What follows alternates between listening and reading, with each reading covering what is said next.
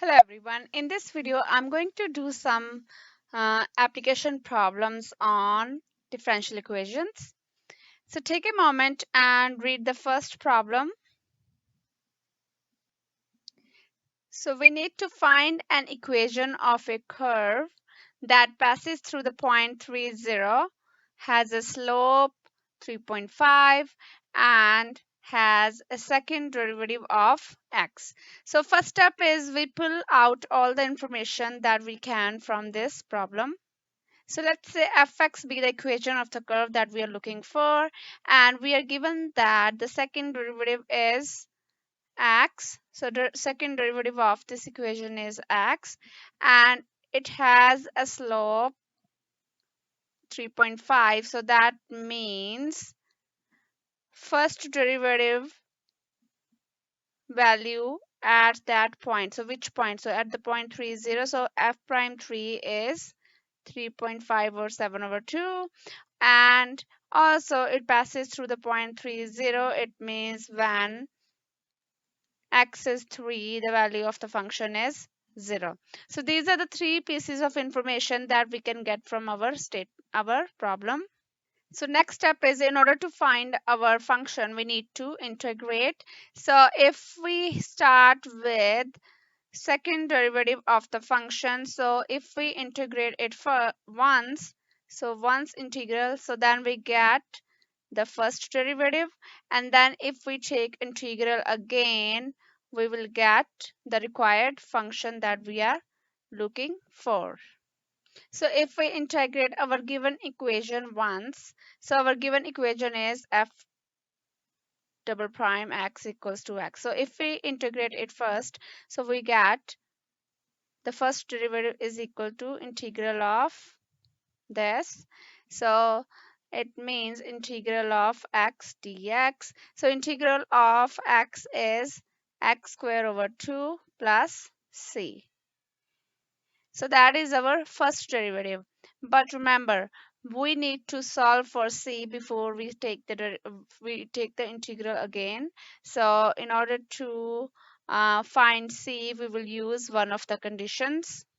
So in order to find this c, we're going to use the information. So using that, the slope at 3, 0 was 3.5 or 7 over 2. So when we plug in this in the equation, we get f prime 3 is equals to, so x value is 3, so 3 square over 2 plus c. So it means 7 over 2 is equal to 9 over 2 plus c, or in other words, c is equal to 7 over 2 minus 9 over 2, which is negative 2 over 2, negative 1. So therefore, our first derivative is equal to x square over 2 minus 1. So now this is what we got after doing integration once. But since our goal is to find fx, so we need to integrate this equation again. So let's integrate again. So this means fx is equal to integral of f prime x dx. So integral of x square over 2 minus 1 dx. So integral of x square is x cube. So x cube over 3 minus x plus c. So we get fx is equal to x cube over 6 minus x plus c. So now we're going to find this. So find c. So in order to find c, we're going to use another piece of information. So we're going to use that the this function passes through 3, 0. So f3 equals to 0. So what we get? So we get f3 is equal to 3 cube over 6 minus 3 plus c. So f3 is 0. So 27 over 6 minus 3 plus c. So c is 3 minus 27 over 6. So negative 18 minus 27. So that is negative 9 over 6, which means negative 3 over 2. So it means our function is, so let's put back value in our fx. So therefore fx becomes x cube over 6 minus x minus 3 over 2. So this is our required function which meets all the conditions that were specified in the problem. So for solving any differential equation problem, so you can always find the constants using the given information. And if you have to do more than one integration more than once, so make sure after first integration you find your C and then you move on to next integration. All right, so let's try next example. So in this one, the rate at which oxygen is consumed by a pig is, after being given experimental drug, is found to vary with this rate. So 2 plus 1 over t plus 1 cubic centimeters per second. So how much oxygen would be consumed in the first 5 seconds after being given the drug? So what we are given here is the rate of consumption. So rate of consumption is dV over dt is given. So 2 plus 1 over t plus 1. And our goal is to find how much oxygen. So we need to find the amount consumed in first 5 seconds. So rate of consumption is given. So this is rate of consumption. All right, so if you need to find the amount consumed, it means we need to solve this differential equation. And for that, first step is you separate the variables. So dV is equal to 2 plus 1 over t plus 1 times dt. And once the variables are separated, then take the integral on both sides. All right, so we get, so V is equal to 2t plus integral of 1 over t plus 1 dt. So what is this integral? So if you recall, we have done something like this: 1 over a function, differential of the function. So that integral is equal to ln of fx plus c. So in this case, so if you consider the function as t plus 1, so the differential of that function is simply dt. So it means we should have v is equal to 2t plus ln of t plus 1 plus c. So this is the amount of oxygen consumed t seconds after the drug is given. So it's a function of t. So Vt is equal to 2t plus ln of t plus 1 plus c. So we want the amount consumed in first 5 seconds. So we want the amount consumed in, so that would be amount consumed in 5 seconds minus amount when time was 0 seconds. So it should be V5 minus V0. So V5 is 2 times 5 plus ln of 5 plus 1 plus C minus 2 times 0 plus ln of 1 plus C. And we notice that this is 0, and C cancels. So we are left with 10 plus ln 6.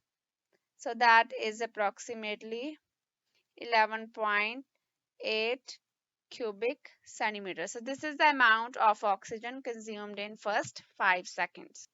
Or the other way is, at this point when you find the equation, so sometimes people say that, so when time is 0 seconds, so then we assume whatever the oxygen amount before that is, we neglect that, so amount of oxygen is 0 at that point. So from there you will get C equal to 0, and then in the end you just plug in 5 in your equation.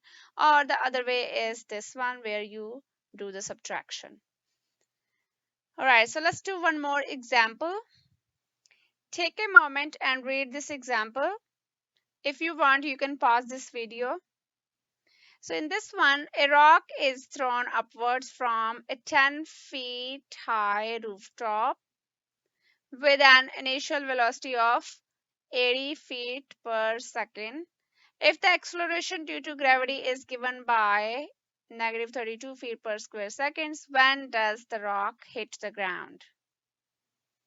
Let's say we have this 10 feet high rooftop, and the ball is thrown from here, it goes up and then it goes down and hit the ground. So our goal is to figure out when does it hit the ground. All right, so let's first write all the things that are given to us in this problem. So we are given that acceleration is negative 32 feet per square second. So this is our double derivative of our distance function.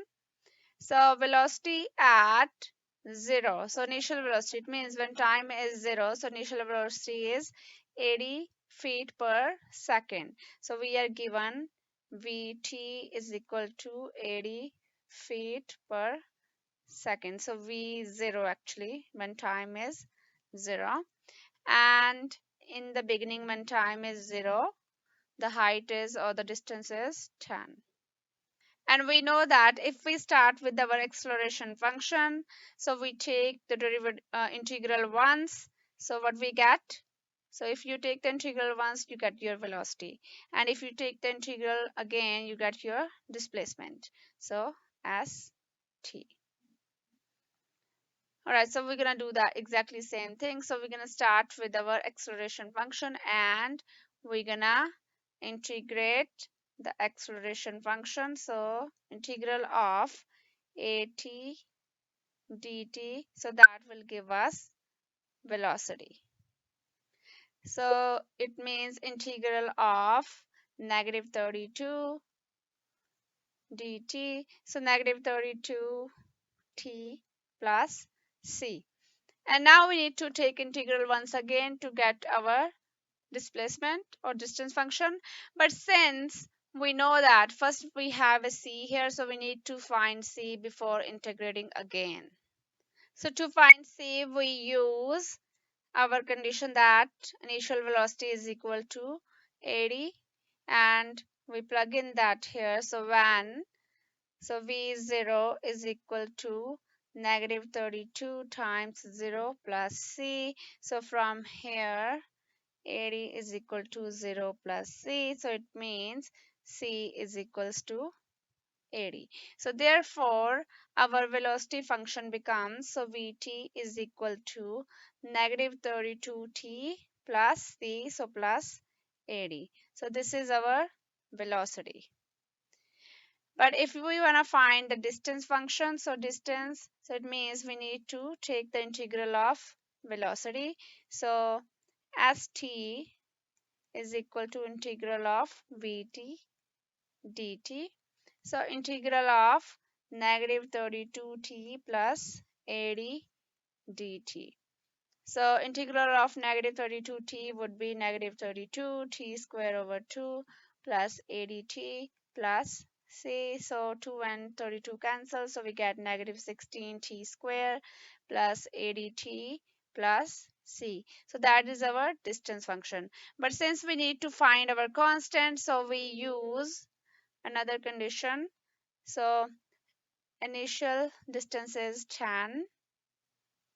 So this implies S0 is equal to negative 16 times 0 square plus 80 times 0 plus C. So from here 10 is equal to C. So C is 10. Thus our distance function becomes, so ST is equal to negative 16t square plus 80t plus 10. Alright, so we found our distance function. Now we want to figure out when does the rock hit the ground. So we know that rock hits the ground when as distance becomes 0.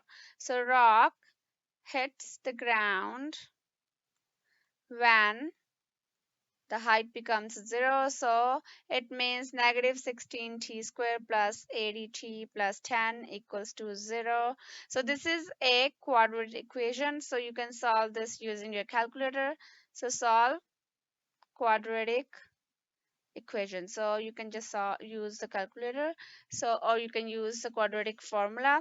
So we get t equals to 5.1 seconds after solving this equation. So it means the rock hits the ground 5.1 seconds after being thrown.